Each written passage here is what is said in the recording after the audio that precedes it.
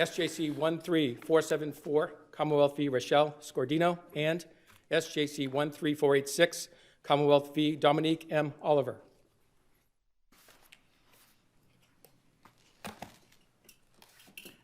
Okay, Attorney Yushulis. Thank you, Chief Justice Budd. Good morning. May it please the court, Laurie Yushulis for Rachelle Scordino.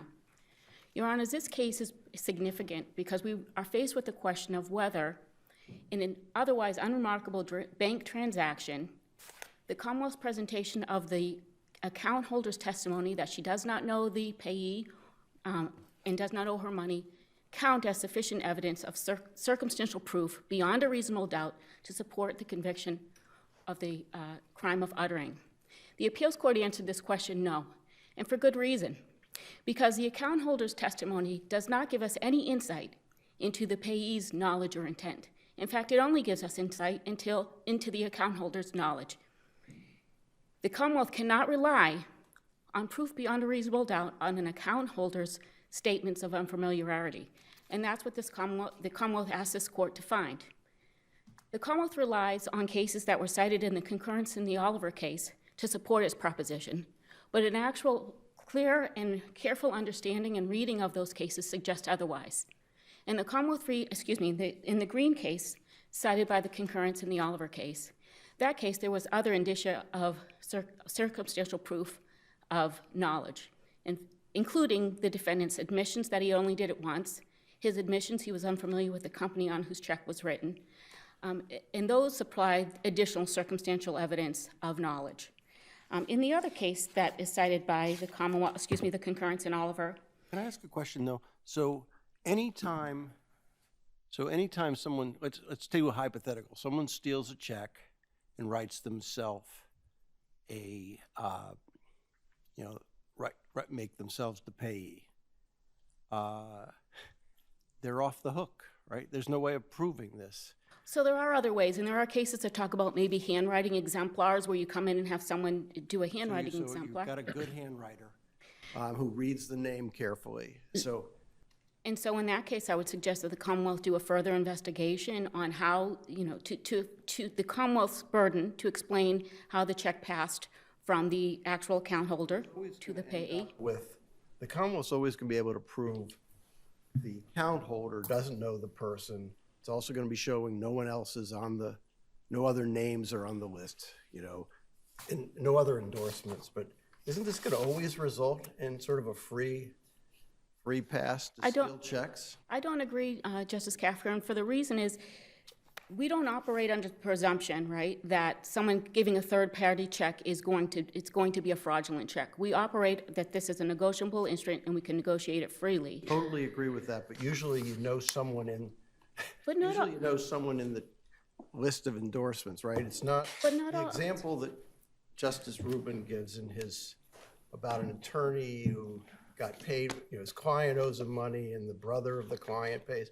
That's not our situation. Normally, we've got is just this, which is someone's stolen a check and written something, endorsing it to them.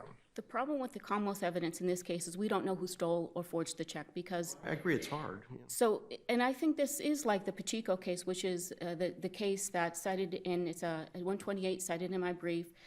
That case, and we are referring to the attorney, in that case, the attorney receives the check. It was misrepresented to her by her client.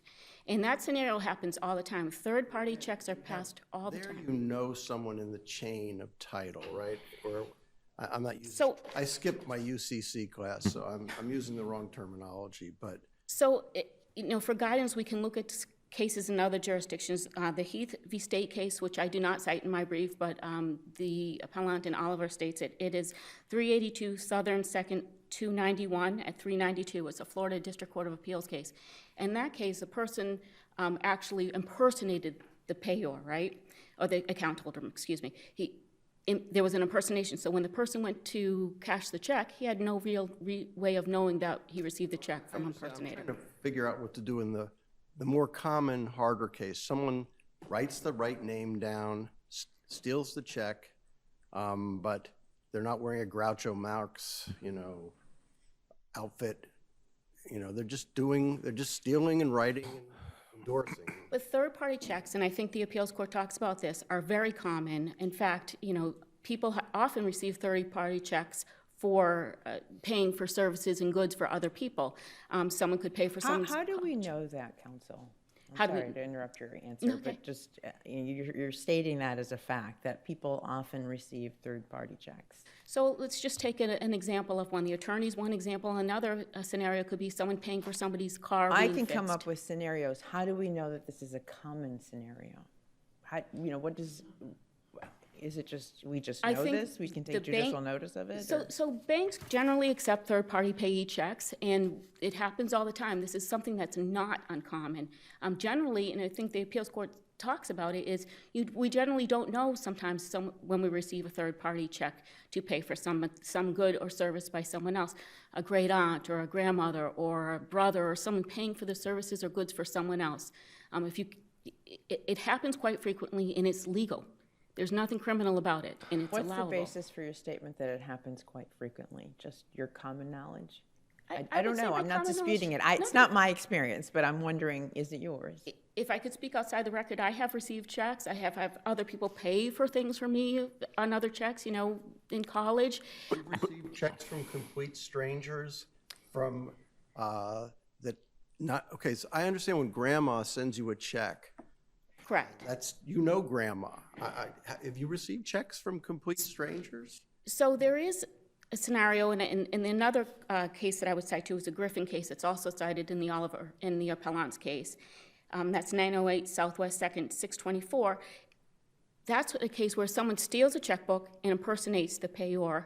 And in both of those, in the Heath and Griffin cases, they talk about this scenario where someone's impersonating the account holder. And the Heath case is a good example of someone who meets somebody, impersonates the account holder, and receives a check for goods. And in that case, the payee would have no way of knowing that the person is, impersonating the account holder. So the answer to Justice Kafker's question is no, you don't often get third-party checks that. Me you know, personally, I think that's what he asked, yeah. I actually have in certain scenarios, not personal checks, but I received, payment for something from someone I didn't know. It's Counsel, a perfectly could we just legitimate- go back to this case for a second? Why isn't this just a sufficiency case? It is a sufficiency. Why isn't it sufficient? I mean, you're saying we need plus, okay? So if I were to, if you have a situation where you've got an account holder saying, I have no reason to have given this person this check for any amount of money, the person cashes, negotiates the check. I mean, why isn't that just enough to say, okay, there were better sufficiency cases, but why isn't that enough to Because- satisfy the Commonwealth's burden? Commonwealth has to show knowledge of the payee. Right. And by showing knowledge of the account holder, you don't have any insight to how We that never payee do, received though. the check. It's embedded in our jury instructions. Very often, we can't tell what's going on in somebody else's mind. Hold on a minute. Yeah. We can't tell what's going on in somebody else's mind, so we do this every day by circumstantial evidence. So if you walk into your home, and I happen to be sitting at your table eating something, and I have no reason to be there, and you haven't invited me, and you say, I don't know this person, I didn't invite them into my home, and you're telling me that that's not going to be enough to sustain a B&E? I think the problem is there's a difference between, we don't know who stole and forged the check, right? So all we have is the account holder doesn't know the payee, but we don't know the circumstances surrounding on how the payee received the check, much like the attorney in the Pacheco case. The problem is it's the Commonwealth burden to bridge that gap, and they can't resort to That's not a unreasonable reasonable inference. It's But not a you're reasonable saying it's an unreasonable inference, but there is a world that somebody might say, a finder of fact might say, that's a reasonable inference. I don't think so, Your Honor, respectfully, because you'd have to pile inference. Just because the account holder doesn't know the payee, then the payee must know it's fraudulent. That's the leap. That's the piling of inference upon inference. And you cannot get there just because the account holder doesn't know. Because in Ms. Scordino's case, there's 3 people living in the house, Ms. Adams' house, with her. They all had access to this checkbook. There's been no break-in. These two people are unfamiliar to each other.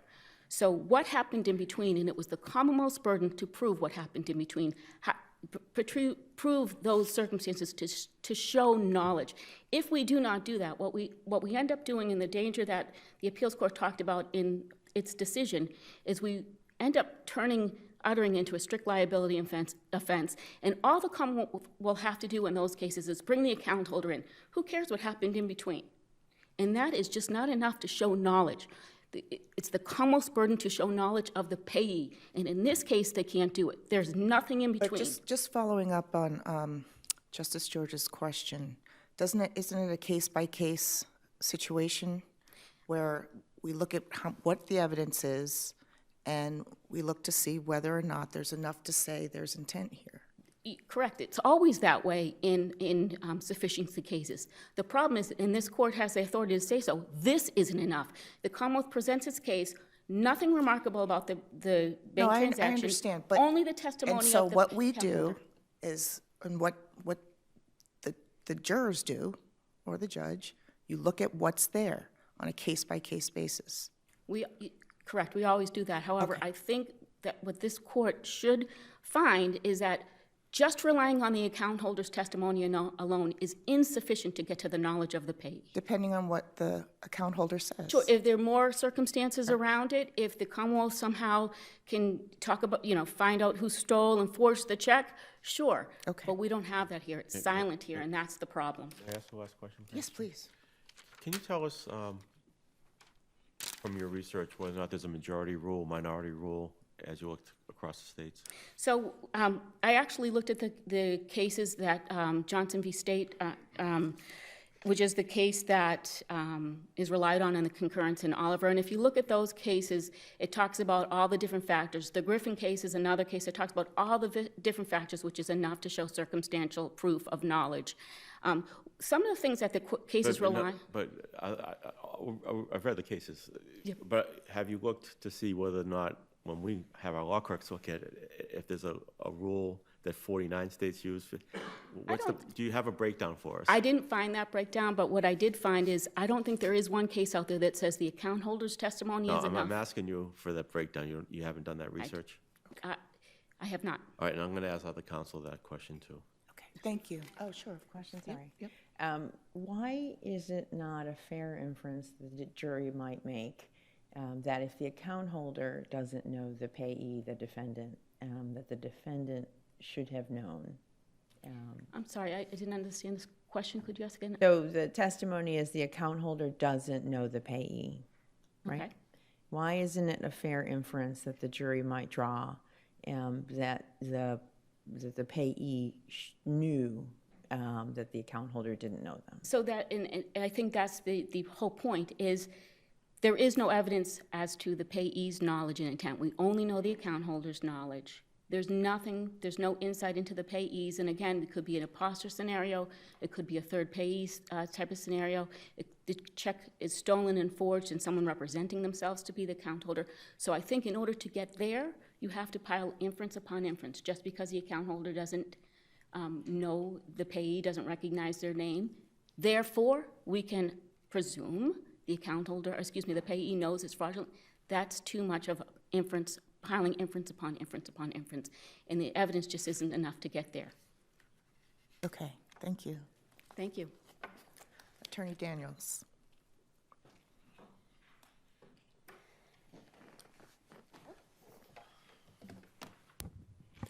Good morning, and may it please the court. Attorney Josh Daniels for Dominique Oliver in the other case.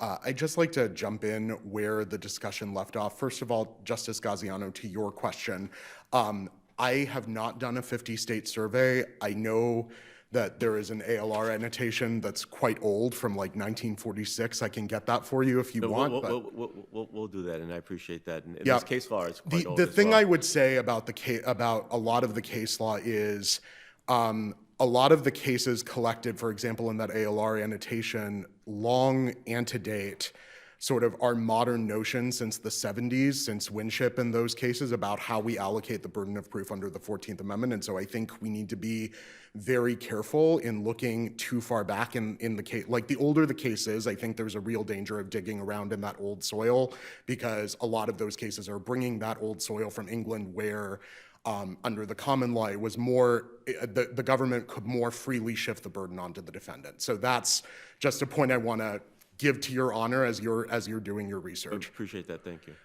So picking up where the discussion left off, I think, Justice George, as you pointed out that these cases are, and I think the Chief Justice also made this point too, that these cases are often done, that circumstantial evidence is all about taking the circumstances as we find them case by case, and I think that's right.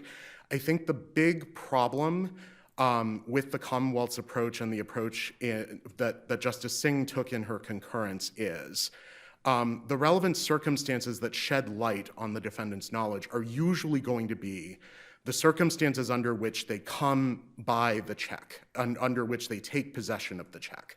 And that's really what gives us the most visibility into intent. But the defendant doesn't have to do anything. Correct. And that creates the issue, right? Because the Commonwealth isn't going to know how the defendant got hold of the check, and the defendant doesn't have to testify. So that makes this difficult, right? Right, and I think, well, to take that, to finish my other thought before I take that on. So I think the problem with relying solely on the account holder's disavowal of the check and saying, I don't know this person, is that all it really tells us is who the defendant didn't get the check from. And it doesn't really shed any light on how they did get the check, who they got it from, or what that person told them, which is really what gives us visibility into their knowledge. To take your point, Justice Kafker, the second best window we have into that, I think, are the circumstances that happen at the bank, at the teller counter, or in the investigation that follows. I take your concern that there are going to be some cases that the Commonwealth can't win. I think that's accounted for when the Supreme Court set the allocation of the burden of proof. I do think in many cases, though, you could have done more. There may be cases where there is no more, but there may well be lots of cases where there is more and they just didn't bring it in. In neither of these cases did the bank teller who actually took the check testify. That bank teller could have testified about, oh yeah, this person was really, really nervous as they were cashing the check. Usually when you pass a forged check, you get a call about it later and they say, hey, that check you gave us was forged, what's up? And whatever you say, or if you hang up the phone on their ear, that can be introduced. Who gets that phone call? Who's getting that phone call? The defendant, often. So, that was, for example, the case in Catania. The bank calls up, sometimes it's the police who call up or come knocking, and either they tell a story that's not believable, but in any case it can be brought in. Anything they say can be brought in. The fact that they slam the phone on their ear can be brought in, or slam the door in their face. I'm sorry, Justice Gazian, please. Thank you. Can you remind me, what this strikes me as similar to are the receiving stolen property inference cases that get you over the rail when you have recently stolen property, and we've drawn inferences in those cases. I think that's still good law. That's my memory, at least. I might be wrong. Yeah, there's a permissive inference or presumption. Right. I think. No, get you over the rail and then can be rebutted. So, how are these cases different from that? So, functionally, I don't think it really is a different analysis. As I understand the way that this court has talked about. The analysis is fine, but how is the inference logical in the receiving stolen property case, but illogical in this The point I'm instance? trying to make is that it may not always be logical in a receiving stolen property case. I think, if you look at Little's and the way that you discuss permissive presumptions, really it's functionally the same analysis as whether an inference is an available one for sufficiency purposes. It's case and evidence specific. In my mind, in my memory, I haven't looked at it in a while, but we've said that the receiving stolen property inference is valid, correct? I might be wrong on that. I don't know that it's declared valid across every single case on a categorical basis. I think you have to look at the specific facts and the specific evidence presented before you can. Again, this is off the top of my head, but assume for sake of argument that that's a valid presumption that gets you over the rail. Is this the same situation here?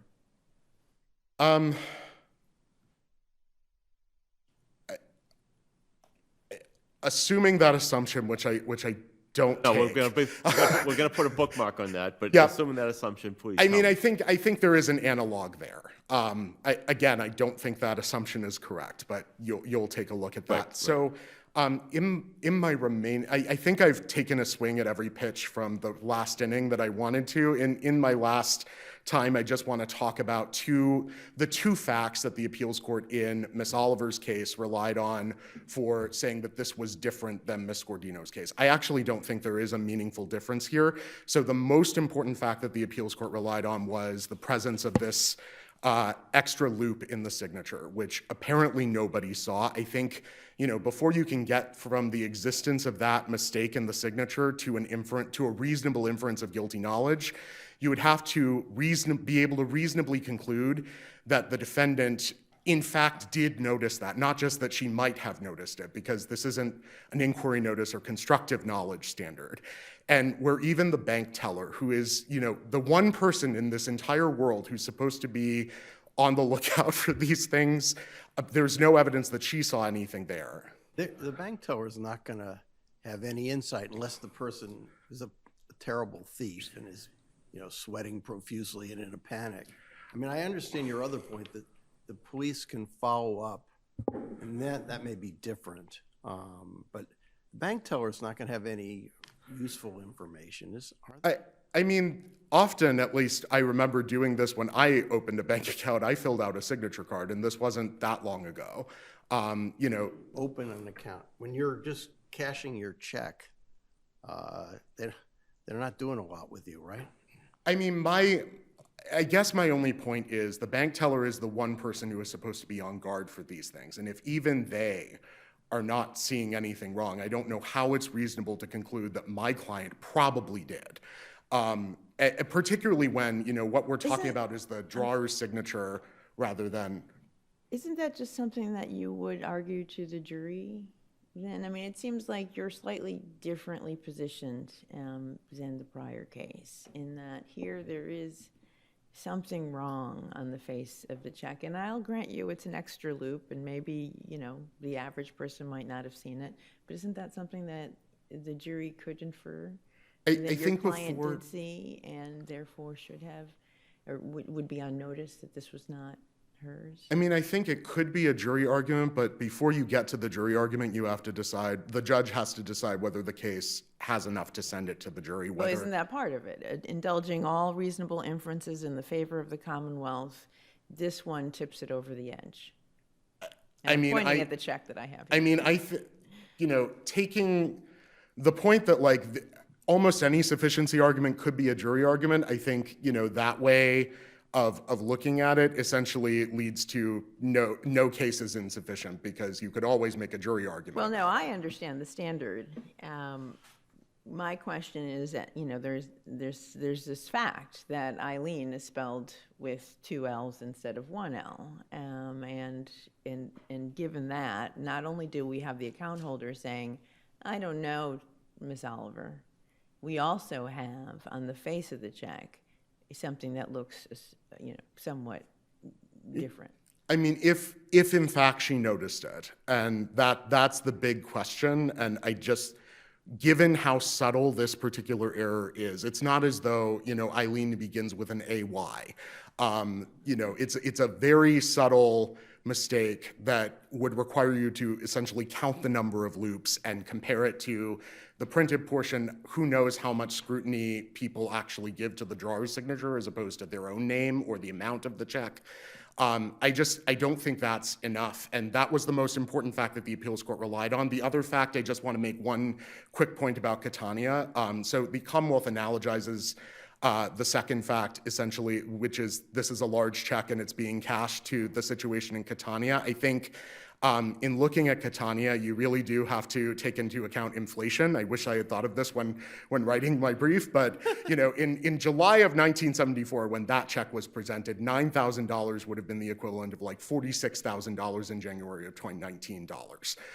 So in terms of using Catania as a baseline for like what is a large enough check to make it more than unremarkable. I think we're in a different order of magnitude. The other thing I would stress is, the bank is in the best position to determine which transactions are remarkable or unremarkable. If you recall in Catania, the check was so large they wouldn't actually let him cash the whole thing. And there's nothing like that here. I think that's another important difference. I don't want to overstay my welcome again, but thank you very much for your time. Thank you. Okay, Attorney DeBlander.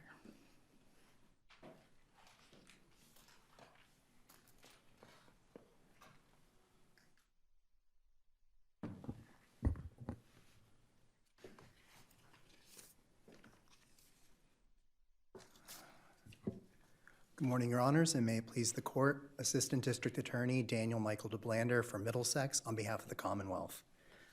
Turning immediately to the sufficiency of the evidence argument, primarily in Scordino, I'm asking that the Commonwealth ask this Court to reverse the judgment of the Appeals Court and find that when taken in the light most favorable to the Commonwealth, as this Court must do, that a rational trier of fact could find beyond a reasonable doubt all of the elements of the crime of uttering a false check here, including that of knowledge and intent to defraud. But all we have is testimony as to the lack of knowledge of the account holder of the defendant.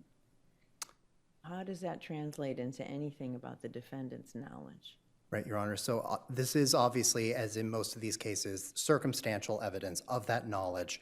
It is our position that where where the Commonwealth introduces that testimony of the victim, where that they do not know the defendant does not have any reason to expect payment from them, that they did not sign the check, and whereas here in both these cases the checks were found to have been stolen, that it is ultimately a question of fact for the jury, or in the first case, the judge as finder of fact, to infer from that transaction that this individual would have no reason to expect payment from a total stranger. There are other factors that may be present in other cases here, but it is our position that that is a permissible inference for the finder of fact. We don't even know whether, 3 other people live with this woman, right? Correct.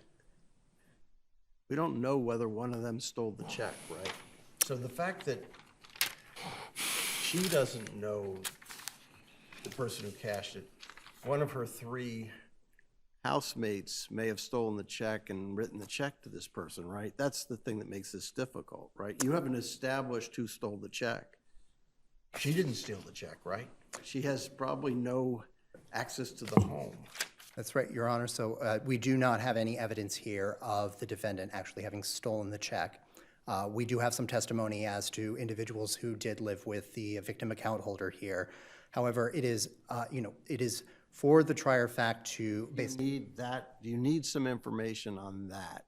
Do you need some information, as your brother argues? Okay, the police went to her and she didn't give any explanation of how she got a hold of this. Or do you need something else is what I'm trying to figure out. I understand this is a common situation. Sure. It is our position that that alone is sufficient here. You could have gone a couple of steps further, right? Yes, Your Honor. Often these cases do involve at least some other element. I think the baseline position here, and I think it is a basic empirical question that a rational trier of fact could consider, is that when an individual, we do have to introduce the testimony of the victim account holder that they have no connection with this individual. I think a reasonable individual who would be cashing a check would know that they are not owed a substantial sum from a stranger, someone who... But let me give you a hypothetical. So you've got an elderly person living with a caretaker, and the caretaker steals the checks and, writes checks to people. The fact that the elderly person doesn't know the person getting the checks, that's enough to prove that the person who was cashing the checks knew they were fraudulent. I'm concerned about that, I understand, and I think the problem that you're alluding to here is something that my brother and sister referred to as sort of this issue of strict liability, making this a strict liability offense. And I think that, as it was mentioned in Scordino. Need some more to draw the necessary inferences? Do you need, as in the other case, the misspelling of the person's name? Do you need something else? Or is this enough? I just honestly don't know. I would suggest that it alone is sufficient, and that I would point to at least not many to address an issue that Justice Gaziano had raised. So the Commonwealth has not done a 50-state sort of survey of the law in this area. I think that my brother makes a number of good points that more recent cases are more probative of this, and not all jurisdictions have either addressed, and very few have addressed this exact issue of sufficiency alone on the testimony of the victim account holder. There is often something further that's under consideration. That does not, from the Commonwealth's perspective, mean that that is not something that can be considered sufficient. I would suggest that the best state here, best case to consider is State v. Williams, the Utah case, where it was drawn on the account of a business check. I'm not sure that that necessarily makes any difference here, but the basis of Williams, there were 3 checks all told, so the defendant had in his or her possession 3 or 4, I don't remember, but it wasn't just the one forged check, and that seemed to weigh in the Utah decision. I think the ultimate finding, and some of the, to quote at least some portion of that, I think the most relevant thing for the court there was the testimony of the victim that he was not employed, that he had no reason to know or expect payment here. It's true there may have been more checks, but I think the fundamental point being made by the court, if I can read from part of their finding, the defendant presented no evidence to controvert the logical inference which could be drawn by the jury that without explanation as to where he got the check. You said the defendant didn't, the defendant doesn't have to do anything. Right. This is true, and I think, no, of course, no, Your Honor. So to address that point here, the defendant need not obviously testify or introduce any direct Right, evidence. that's why I found the Utah decision less than persuasive, because they seem to have shifted the burden, and the facts were a little different. The defendant was in possession of 3 stolen checks with no explanation. I didn't see any, and it doesn't sound like you have found any, where this bare minimum is enough to take something to the jury. And maybe, you know, it doesn't say nothing. It does say that these kind of cases are insufficient. I would suggest, so I do agree with your point that there is no one direct case from a foreign jurisdiction on point where this is the sole evidence that the court has considered. I would suggest that a number of the foreign jurisdictions and cases that we cite in our brief at least consider that as some evidence. So the question here is more, is that baseline sufficient? I would suggest that it is ultimately an empirical question for this court to decide. So your research has uncovered that most states require some sort of a plus factor. It's not a term I would use or that is present in the case law, but to extrapolate, yes, I would suggest that is, frequently they are present. Okay. I would suggest actually that here, I mean, really Scordino is the sort of baseline case that we're considering. Right. I would suggest that. Remind me of the amount in Scordino. $950. The other case was $3,600, Your Honor. $3,600 is a lot to cash asked to be given in hundreds, right? Even in that, is that a plus factor? The number itself, walking out with $3,600 in cash, it seems a little unusual. I would suggest that a trier of fact could consider not only the amount at issue, which, $900, $3,600. We've talked a little bit, and my brother opined about sort of the history of with inflation. So taking into account some changes over time, I would also suggest this court could consider that, cash is, taking something out in cash in those amounts these days when most or more frequently transactions are just conducted either online or in other capacities, is something that someone could consider.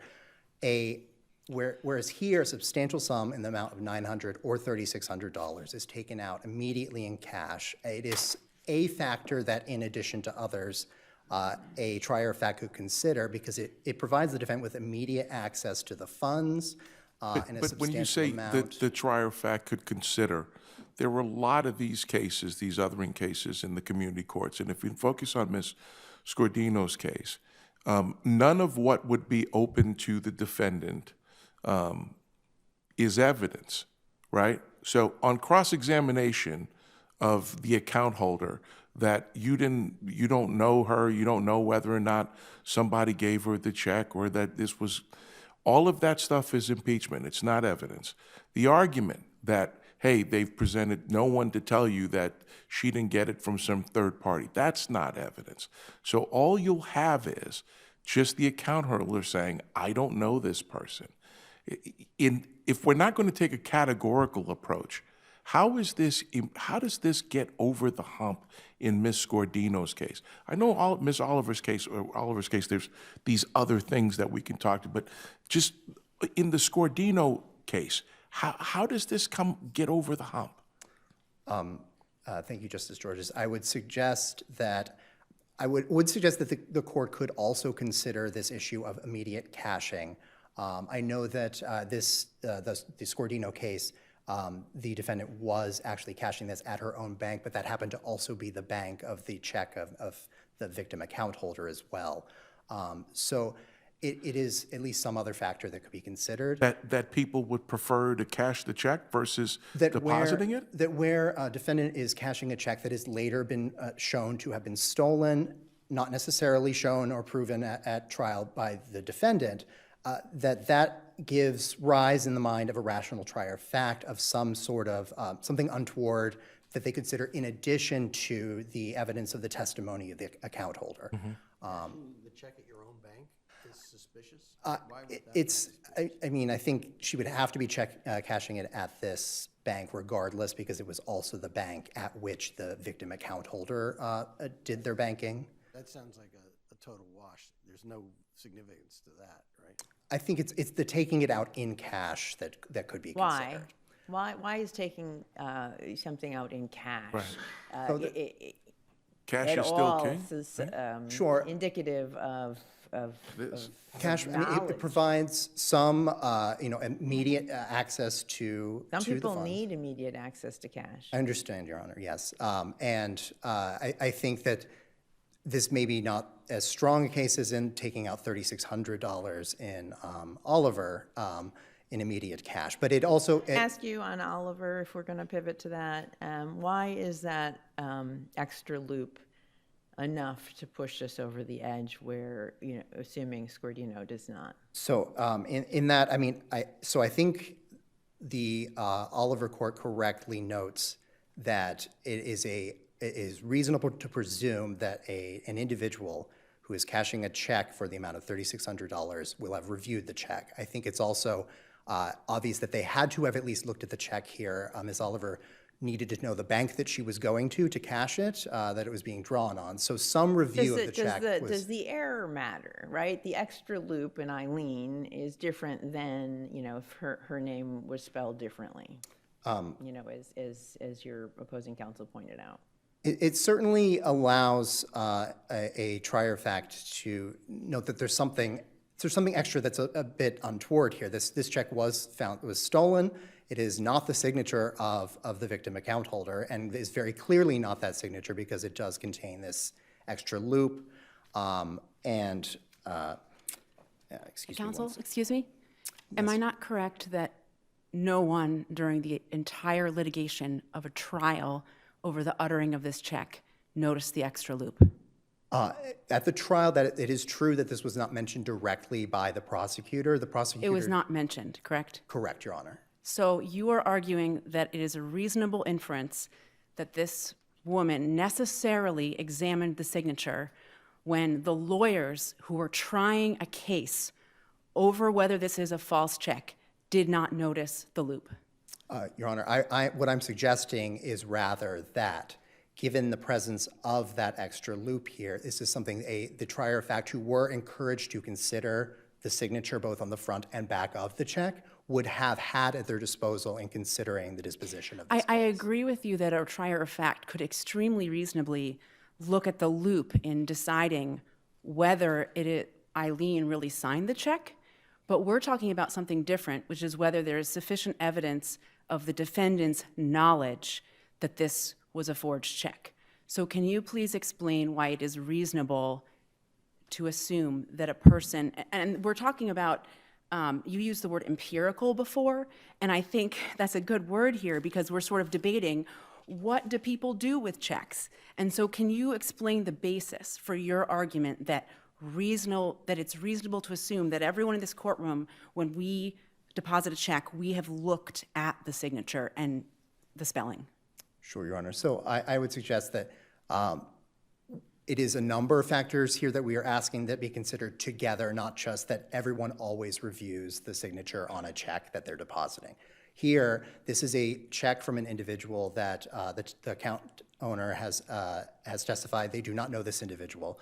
So we believe we've established that this is a stranger cashing a $3,600 check on an account. Oh, sorry, if I may interrupt you there. So there's another empirical question. So I'm sure you'll agree with me, there are people who do not have bank accounts, is that correct? Correct, Your Honor. And they are entitled to cash checks that are given to them, correct? Correct, Your Honor. So is it reasonable for a fact finder to assume that it is necessarily suspicious that a person cashes a check? Not necessarily, Your Honor, but here I would suggest that an extra factor that can be considered is sort of, this was discussed a bit earlier as well, this sort of the case law around receiving stolen property. So these checks at issue are not just checks in the normal course. They are checks that were established at trial to have been stolen, not necessarily established as stolen by the defendant.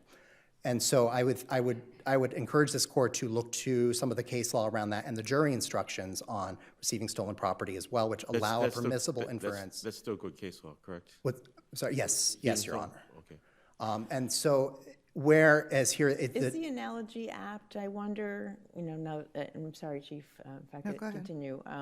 If you get a stolen flat screen TV, that's going to cause you to wonder where this came from.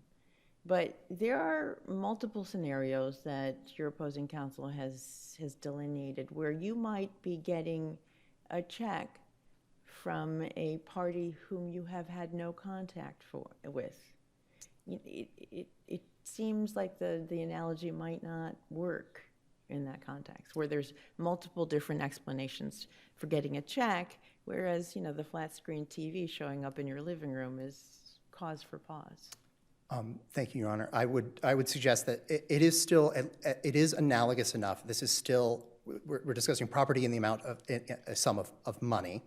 The checks were established to have been stolen, and the defendant is the one trying to cash them. I would suggest the case law in receiving stolen property also talks about the recency of the theft, and I would suggest that the closeness in time, at least in Oliver, was established between it having been stolen and it having been cashed. And again, just to follow up on Justice Wendland's point, though, I mean, we want free transferring of checks. That the whole UCC is based on sort of the idea that we don't want it too hard to use checks and endorse checks and pass them on.